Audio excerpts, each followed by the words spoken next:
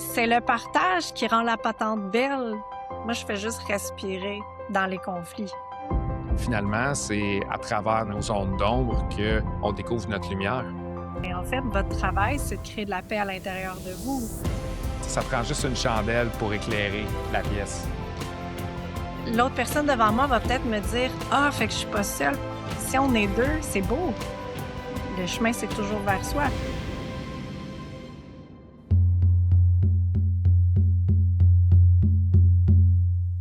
Bonjour à tous et à toutes. Bienvenue dans un autre épisode de Conversation NO6. Aujourd'hui, j'ai le privilège de recevoir Sarah Jane, qui est une passionnée par l'humain, par ses souffrances et ses beautés. Par amour pour la lumière, elle se retrouve souvent dans des endroits les plus sombres.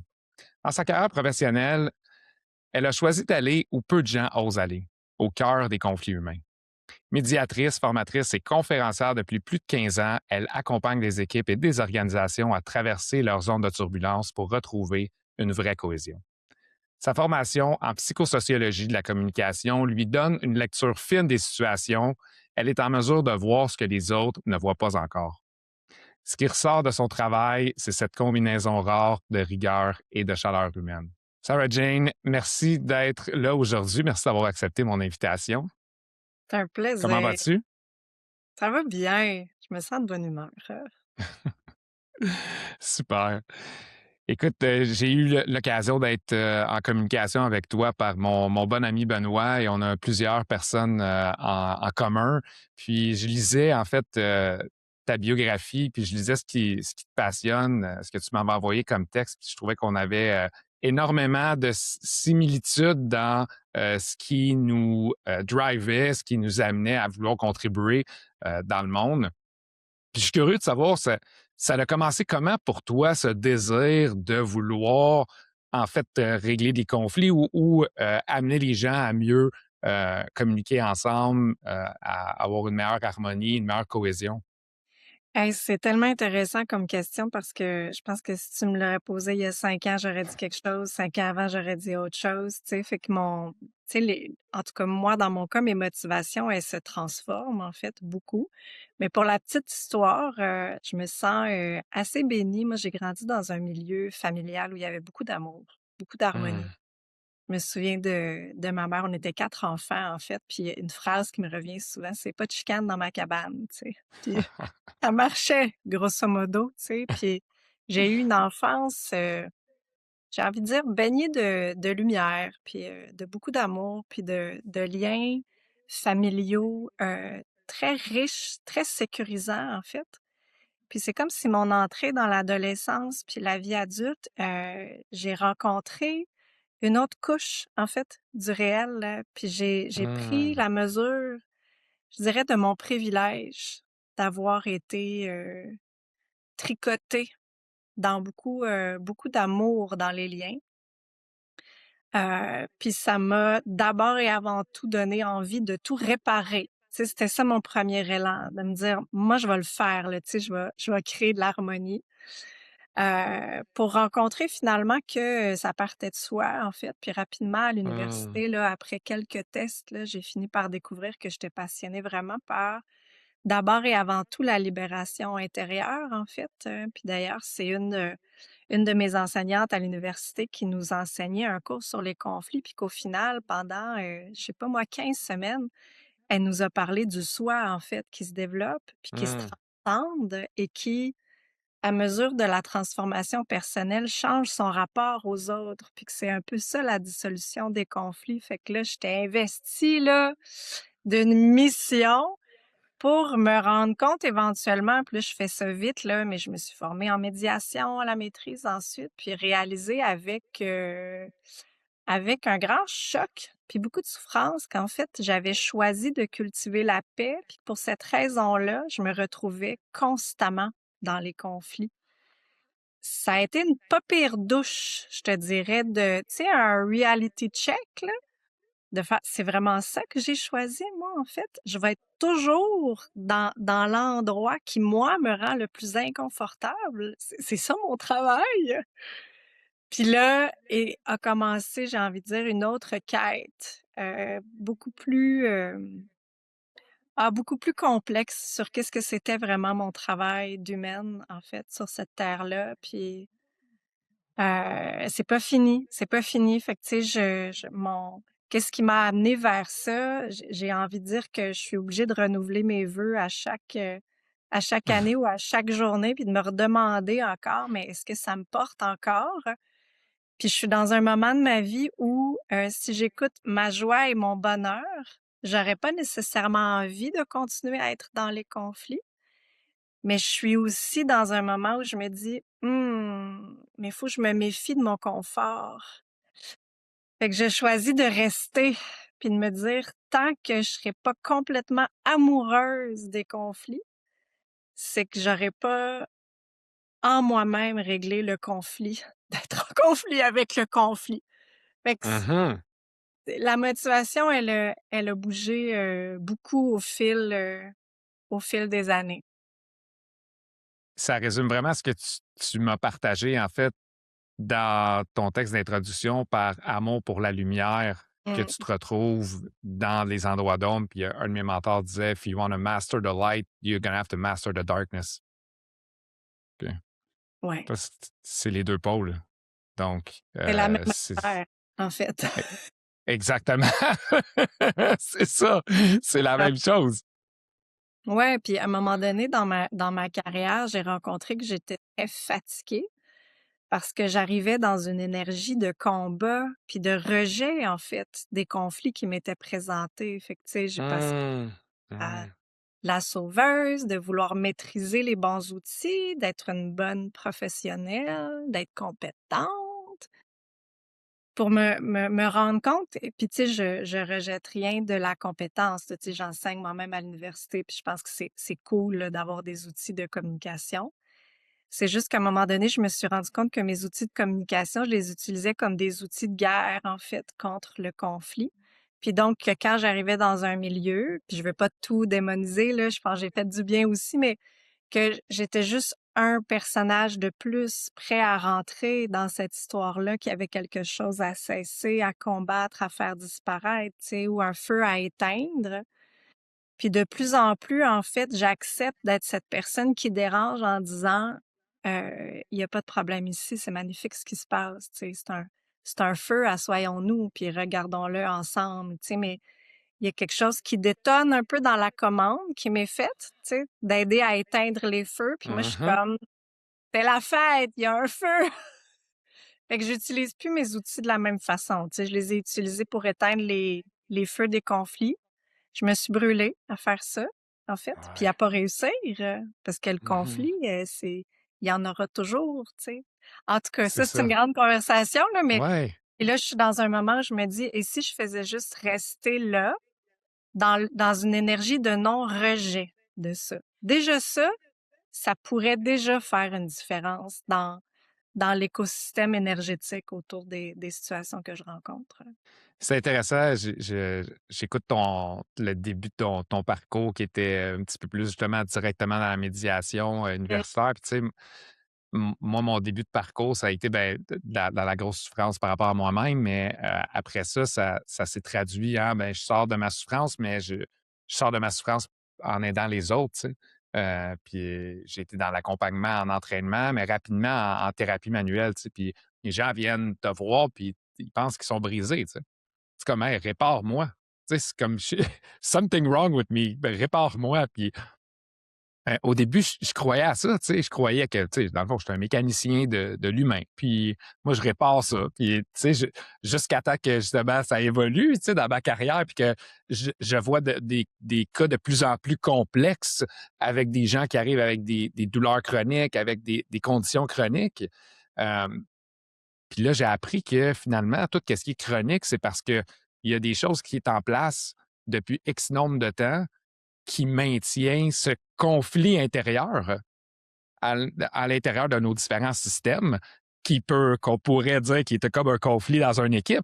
yeah, Mais c'est un conflit intérieur à travers différents systèmes qui font en sorte qu'il y a quelque chose qui tire sa couverte de son bord puis qui ne veut pas la laisser. Puis là, ça crée une maladie euh, qui se met en place puis qui reste là puis qui grandit avec le temps. Puis je me suis rendu compte que finalement, personne n'est brisé, tu sais. On a juste besoin de comprendre qu'est-ce qui a besoin d'être réconcilié, qu'est-ce qui a Mmh. besoin d'être réharmonisé à l'intérieur de notre corps. Puis les taoïstes, ils utilisent ce terme-là. Ils utilisent le terme harmonisation énergétique.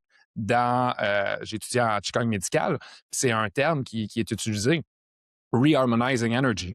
Puis ça m'a vraiment parlé. Je fais comme, ah ouais, c'est ça. Réharmoniser l'harmonie qui, dans le fond, est de réconcilier le Mmh. positif, le négatif, le conflit, puis toute la joie, la beauté qui se trouve à l'intérieur des humains, que tu rencontres. J'imagine, là, je ne vais pas mettre des mots dans la bouche, mais j'imagine que tu as un certain talent à voir comme la beauté puis la pureté à l'intérieur des gens qui sont en conflit, tu sais? Mmh. Est-ce que j'ai ce talent-là? Plus maintenant, plus maintenant, parce que si je suis vraiment sincère, je pense que j'ai commencé par être très bonne pour voir les failles, en fait. Mmh. Tu sais, tu disais un mécanicien, là, ben, tu sais, moi, je pourrais me mettre l'image de, tu sais, d'être dans, tu sais, comme un contracteur, là, j'ai un projet de rénovation ici, tu sais. Fait que j'ai commencé par C'est étant ça. très bonne à voir ça a besoin d'un petit touch-up, tu sais. Oh, il y a un petit, il y a une poque ici dans le mur. Fait que puis ça, puis probablement que tu peux raisonner à ça aussi. Tu sais, moi, tant que je me suis vue moi-même comme un projet de rénovation jamais terminé, ben je voyais des projets de rénovation ambulants partout autour de moi. Tu sais, moi, C'est ça. j'étais juste en cours de perfectionnement, là, tu sais, j'allais y arriver à un moment donné, là, tu sais, j'étais pas nécessairement consciente que c'était ça l'histoire que je me racontais, mais tu sais, j'étais en rénovation perpétuelle de ce qui était là à l'intérieur de moi, donc soit rejeter des éléments de ma personne que j'aimais pas, soit vouloir, Mmh. tu sais, mettre plus d'emphase sur les côtés qui me semblaient, tu sais, lumineux. Fait que tant que j'ai été, moi, dans cette énergie-là de me perfectionner, j'étais dans une énergie auprès des autres de les aider à se perfectionner. Je pense que ça c'est toujours parti d'une place d'espoir sincère puis d'amour, mais j'ai pas toujours été consciente, en fait, des violences que je m'infligeais, puis donc des violences que je portais dans mon regard aussi quand j'achetais. Le fait que, oui, il y a quelque chose à réparer ici, on est brisé, tu sais, puis à mesure que tranquillement, moi, j'ai fait un peu plus d'espace à l'intérieur de moi pour me dire: «OK, attends, tu sais, cette ombre-là et cette lumière-là, les côtés dégueulasses, tu sais, que je trouve en moi, ils sont pas dégueulasses du moment que je me dis: "Tout ça m'habite", en fait". Mmh. Fait que je te dirais que c'est plus que je suis devenue progressivement, puis j'y travaille encore, c'est jamais fini, là, mais à devenir de plus en plus un gros contenant aimant. Puis à mesure que dans mon expérience, je peux pas faire ça pour les autres si je le fais pas pour moi. Fait que ça a toujours commencé par moi, puis à mesure que je suis, moi, capable maintenant d'être plus douce, plus appréciative avec ce qu'on pourrait appeler des failles, ben plus je vois la lumière, en fait, chez les gens quand ils me partagent leurs failles. Ce que j'ai toujours eu, je pense, c'est peut-être la capacité à porter mon regard plus loin que les apparences. Fait que ça, je Ouais. pense que ça a toujours été là, de capter une réalité derrière les mots, derrière ce qui est visible et apparent. Fait que c'est comme c'est mon côté un peu magique que j'ai toujours eu, je pense, la capacité de voir un peu l'énergie derrière les choses, voir la magie. Après, ben, je me suis activée de différentes manières autour de cette intuition-là. Fait que là, aujourd'hui, je tends vers, j'ai envie de dire une posture plus d'accueil Mmh. de tous les conflits qui sont à l'intérieur de moi parce que la souffrance dans mon cas, c'est à chaque fois qu'il y a une fracture puis qu'il y a quelque chose que je veux rejeter. Fait que j'essaye de tout prendre. C'est pas toujours une balade dans le parc, là. Il y a des jours où je me dis: «Ah, il me semble que je m'ennuie du temps où je me disais que j'étais juste dans un projet vers le bonheur». Là, je suis comme dans Ouais. un projet d'accueil. C'est pas le même genre de projet. Même pas un projet, tu sais, c'est une pratique. Fait que je C'est pense que ça. j'ai toujours eu ça. Tu sais, je pense que j'ai toujours été portée par de l'amour, vraiment, mais ça a pas toujours été déployé avec autant d'accueil qu'aujourd'hui, puis probablement moins que dans 20 ans si on se reparle, tu sais. Absolument. Ouais, c'est un des, fausses conceptions du développement qu'on entend souvent. C'est comme si, il y avait une fin, tu sais, c'est comme si tu faisais une retraite puis, après c'était correct là, tu avais plus besoin de travailler sur toi, tu étais Ouais. arrivé, tu sais, ou, comme s'il y avait une quête à un moment donné, j'aurai plus besoin de faire face à la dualité qui m'habite, tu sais. Ça va juste être beau. C'est Ça va ça! juste être des licornes, puis des Oui, calinours, puis c'est c'est clair. Hey, moi, j'ai même essayé de courir plus vite que mon ombre, là. Tu sais, quand je passe à ma vingtaine, c'est moi qui cours, qui est comme, ça doit être que je cours pas assez vite, tu sais, parce qu'il y a quelque chose tu sais, d'un inconfort qui est tout le temps là. Puis j'ai couru plus vite, j'ai couru plus vite. Puis là, à un moment donné, de faire, j'ai le goût de dire, calisse, c'est là encore. Bon, peut-être je pourrais arrêter de courir, voir ce que ça donne, tu sais. Puis, tu sais, moi, j'ai envie de dire, ma première grosse fracture, tu sais, je pourrais dire spirituelle, c'est à peu près autour de 30 ans, quand j'ai réalisé justement que j'étais dans une illusion, qu'à un moment donné, j'allais y arriver. Puis là, du haut de ma trentaine, j'avais tout réussi ce que je m'étais donné comme plan, tu sais, de réussite. Ouais, ouais, ouais. Une carrière, un mari, une maison, tu sais, check, check, Check, check. check. Tu sais, le mal-être qui apparaît quand j'ai réalisé qu'en fait, tout ce que je m'étais donné comme définition d'une vie bonne, ça suffisait pas à me rendre heureuse, en fait, tout le temps. Puis ça a été le début, j'ai envie de dire, moi, d'une marche ou d'une démarche, là, tu sais, Mhm. pour débouler peut-être de certaines histoires que je me racontais autour de c'est quoi la quête, en fait, ici? C'est quoi la vraie quête? Ouais. Ben, c'est des étapes. Ouais, c'est des étapes. C'est une série de. Moi, je le vois comme des nénuphars, tu sais. Dans un étang, tu sautes d'un nénuphar à l'autre, mais tu sais, il va toujours avoir un prochain nénuphar, puis notre parcours nous entraîne à être capable de sauter sur le prochain nénuphar. Donc, moi, Mmh. je me considère comme toujours en entraînement. Tu sais, je suis toujours en train de me préparer Ouais. à la prochaine affaire qui va me demander d'avoir des outils qui sont différents que j'ai utilisés dans le passé pour sauter d'un nénuphar à l'autre parce que là, je suis rendu à un autre niveau Ouais. d'expansion, de niveau de conscience qui m'amène à voir plus large, qui m'amène à avoir plus de complexité, qui m'amène à voir aussi que, ben, tu sais, on s'en est parlé un peu, moi puis toi, dans notre conversation qu'on avait eue avant d'enregistrer, mais euh, où maintenant le monde invisible puis le monde visible, pour moi, c'est deux mondes qui coexistent, tu sais. C'est pas le monde invisible existe. Avant, je pensais qu'il n'existait pas, tu sais, jusqu'à temps Mmh. qu'une série d'expériences m'amène à me rendre compte que, hey, wow, ça existe pour vrai. Puis c'était pas du tout dans ce que je pensais qui était possible à l'intérieur de ma construction mentale en 2019, par exemple.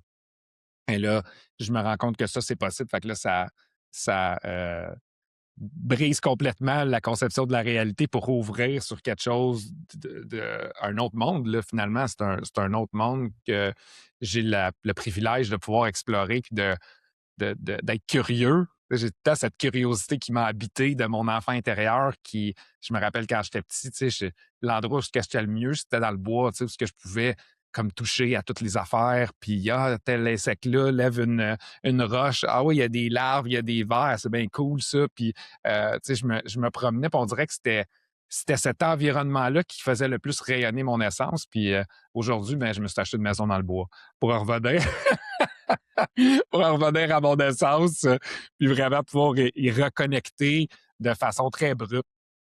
Mmh.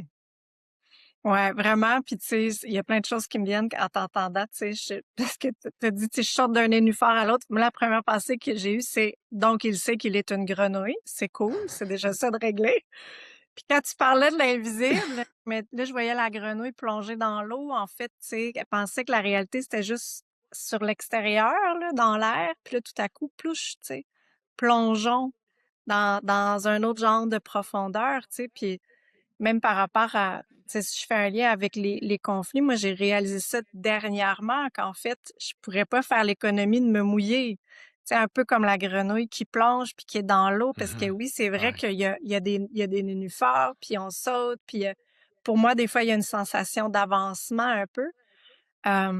Puis c'est récent que j'accepte de me mouiller un peu plus aussi, puis d'être plus touchée personnellement par les situations que je rencontre, d'être plus vulnérabiliser, de perdre mes moyens un peu des fois aussi, d'accepter. Bon, accepter, c'est un gros mot, mais rencontrer plus courageusement Ouais. mon impuissance.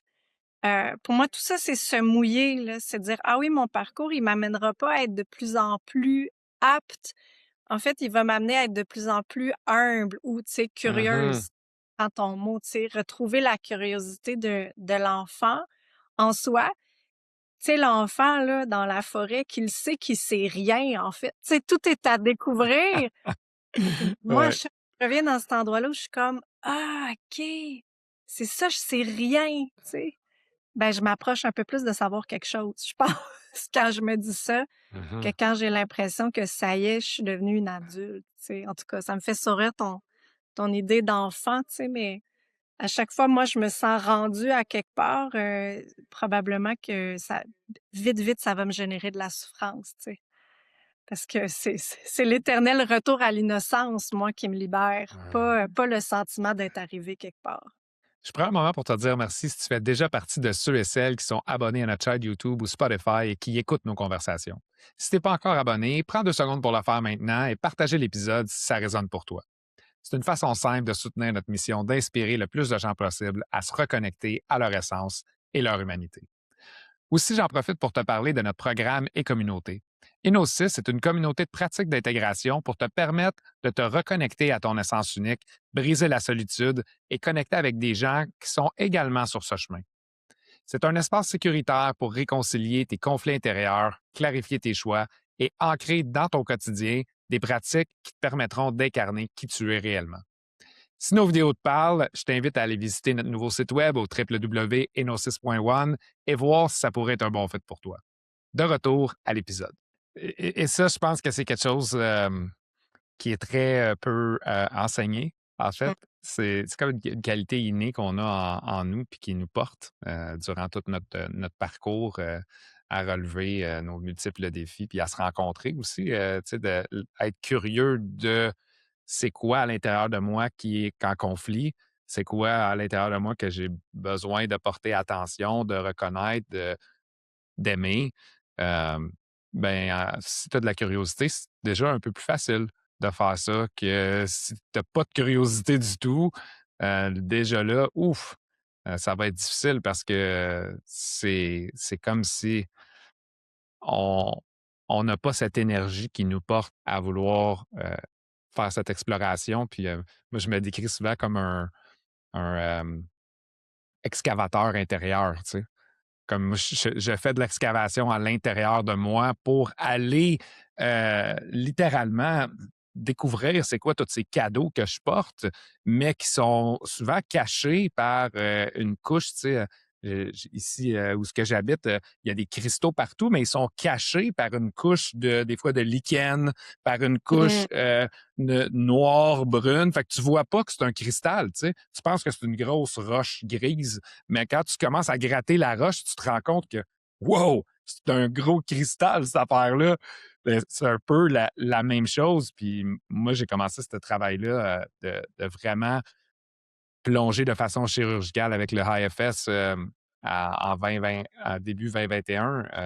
Puis c'est comme si quand j'ai connecté avec ça, je me suis rappelé que c'était un de mes objectifs de cette vie-ci. C'était non seulement de faire ça à l'intérieur de moi, mais d'amener les autres à être capable de développer cette capacité puis ce courage ou ce désir d'aller dans les zones d'ombre, Mmh. justement, pour se propulser.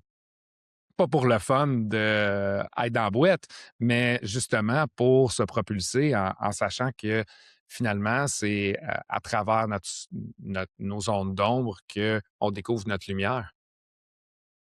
Ouais, complètement. Puis, tu sais, je te rejoins dans tu sais, à force de faire ton excavation, tu sais, il y a quelque chose en toi d'un élan généreux aussi qui a envie de soutenir les personnes à faire cette excavation-là. Puis, c'est un peu la même chose pour moi, tu sais, il des fois, c'est comme si je sens que si je découvre un cristal à l'intérieur de moi, tu sais, puis c'est pas nécessairement mon cristal, mais le chemin que j'ai pris pour le rencontrer.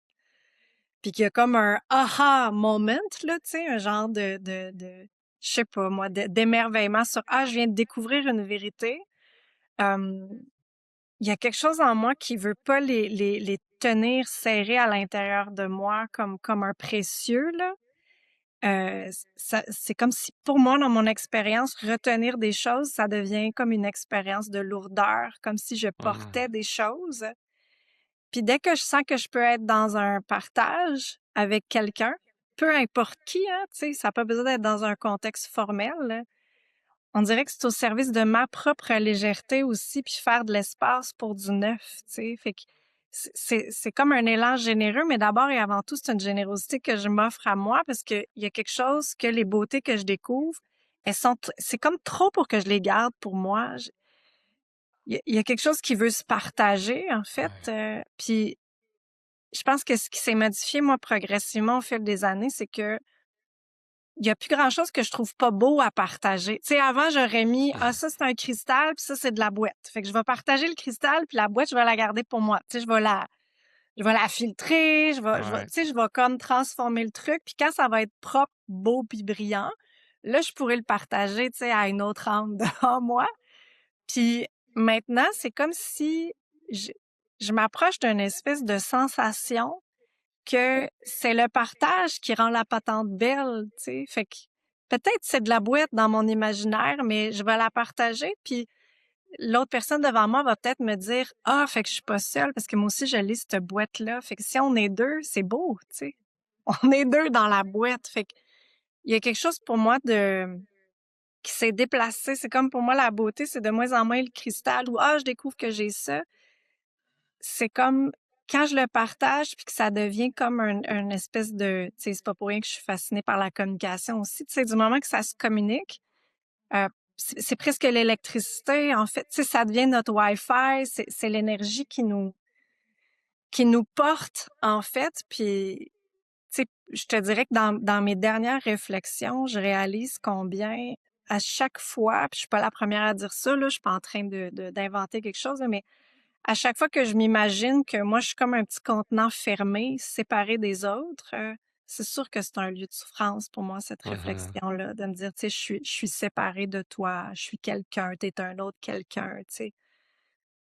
Oui et non, tu sais. Puis, fait que pour moi, il y a quelque chose de, tu sais, partager les cristaux, là, c'est se rappeler, en fait, que bien sûr, je partage, parce que de toute façon, c'est déjà toi aussi, tu sais. Fait que je fais juste comme honorer le fait qu'on est ensemble dans cette affaire-là. Même si ça me paraît être partie de moi. En tout cas, je sais pas si je suis claire, là, mais le Absolument. la séparation entre nous dans nos cristaux, elle commence à être de plus en plus confuse pour moi. Où c'est que ça commence? Où c'est que ça Ouais. Mhm. Exactement. Ouais, on se reconnaît dans justement le miroir qu'on fait à l'autre par notre vibration, par notre authenticité. Euh, L'humain, ce qui nous relie, une des choses qui nous relie, c'est qu'on va tous souffrir, tu sais. On va tous vivre cette souffrance-là, puis c'est quelque chose qui est vrai pour n'importe quel être humain sur notre planète. Donc, si on est capable de la reconnaître, puis à plus de l'exprimer, c'est tellement un beau cadeau qu'on peut s'offrir à soi et aux autres aussi, parce qu'on donne le cadeau à l'autre personne de reconnaître qu'il n'est pas seul, que hey, moi aussi, je vis ça à l'intérieur de moi. Puis c'est une de mes réalisations les plus profondes, je pense, d'accompagner des groupes dans notre programme de leadership où mmh, tu as des leaders qui ont un niveau de vulnérabilité à -2, puis que quand on utilise des outils, par exemple, de sondage anonyme dans un programme, ben, puis qu'on demande c'est quoi les peurs que vous avez vécues dans cette situation-là, ou c'est quoi les peurs qui vivent dans le groupe, puis que là, ils sortent pour vrai, que là, tout le monde, littéralement, tombe sur le cul. Combien de personnes ont fait comme moi, je pensais jamais qu'il y avait une personne qui ressentait ça dans notre équipe ouais, plusieurs et plusieurs fois. Puis ça, je suis sûr que tu as entendu des choses similaires à faire de la résolution de conflits où j'imagine que tu amènes des. L'objectif, c'est d'amener des dynamiques cachées au grand jour pour que les gens puissent se rencontrer dans qui ils sont et non juste le personnage qui se sont montés les uns envers les autres. ouais. Ouais, puis ma façon de faire ça, encore une fois, elle a évolué avec le temps, tu sais, quand je Je suis serais en curieux de t'entendre là-dessus, hein? Ouais, en médiation, tu sais, prenons, tu sais, parce que je fais de l'accompagnement de groupe, puis je fais aussi de l'accompagnement en médiation, puis à l'occasion, ben, je fais du coaching aussi de leaders qui sont dans des moments de crise, qui sont des fois des crises Ouais. dans leur organisation, mais des fois, c'est des crises de posture aussi, tu sais. Mhm. Fait que pour moi, tout ça, c'est la même chose. En fait, là, c'est juste des modalités différentes. Il y a quelque chose d'être sur le seuil, en fait, des crises. Puis oui, tu sais, c'est comme si, mettons que je refais la petite histoire, là, j'ai commencé par utiliser des outils pour enseigner aux gens comment se sortir des conflits. Fait que là, tu sais, j'avais une vérité, là, puis je me disais, quand tu vas savoir cette vérité-là, là, c'est sûr que ça va changer. J'ai pas vécu beaucoup de succès en faisant ça, tu sais. Quand t'es dans une salle de classe, c'est Ouais. ça le projet, là, de recevoir un enseignement, et quoique mon enseignement a changé aussi, là, mais fait que là, je voulais enseigner parce que je me disais, tout est du moment que tu comprends là, puis que tu as conscience là, fait que je vais t'enseigner comment te sortir de ton conflit. Ça marchait pas tant. Après ça, plus tard, j'ai commencé à me dire, ah ben c'est parce que t'es pas capable, tu sais, je vais te soutenir, je vais t'aider, je vais t'encourager. Ça marchait, mais tu sais, pas nécessairement toujours non plus. Puis tu sais, j'ai fait beaucoup plus d'erreurs que de bons coups là dans ma pratique là, j'ai envie de dire. Ce qui veut pas dire que ça donnait pas un résultat de résolution, mais ça partait pas Mhm. nécessairement de la même place. Puis aujourd'hui, j'en suis à un moment où, en fait, je me dis que ma seule capacité, c'est d'être authentiquement moi, puis d'avoir le courage de faire ce que j'espère que les gens devant moi vont s'autoriser à faire. Fait que, par Mhm. exemple, moi, je me donne comme pratique de nommer, mes inconforts, de nommer, mes doutes. Quand je comprends plus là, ben je le dis: «Je vous suis plus, je comprends plus rien là». Puis là, je me raconte l'histoire que probablement que, tu sais, il manque des bouts, puis je Mhm. m'expose beaucoup beaucoup plus dans mes vulnérabilités. Quand les gens me demandent, tu sais: «Ben là, pensez-vous qu'on va y arriver à s'entendre?» Ben, ma réponse, c'est la vraie, c'est: «Je sais pas». J'ai hâte de découvrir, mais j'avoue que je me pose la même question que vous. Tu sais, fait il y a quelque chose de m'asseoir, j'ai envie de dire, puis de mettre mes 2 pieds sur la table, puis de me dire: «Mon geste le plus porteur, je pense que c'est d'afficher moi, mon humilité, ma vulnérabilité, mes doutes, puis de rester dans une énergie où ça, c'est pas un problème en soi, en fait». Mhm. Tu sais, d'être dans un moment de vulnérabilité avec eux, je le vis joyeusement.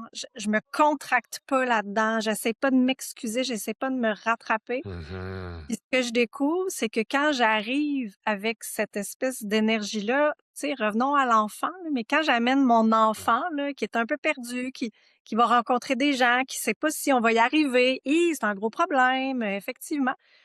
Quand j'arrive avec la non-prétention de pouvoir faire quelque chose de plus, ben, c'est assez extraordinaire parce que là, les gens se mettent à montrer plus ouvertement leur vulnérabilité, à s'exprimer à partir d'une place plus tendre, moins performative.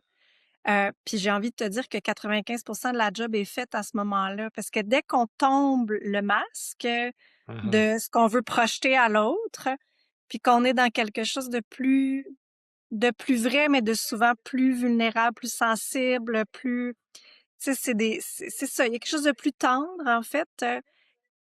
Une personne fait ça, qu'on soit dans un groupe, qu'on soit à deux, une personne fait ça, puis ça shift le système, en fait.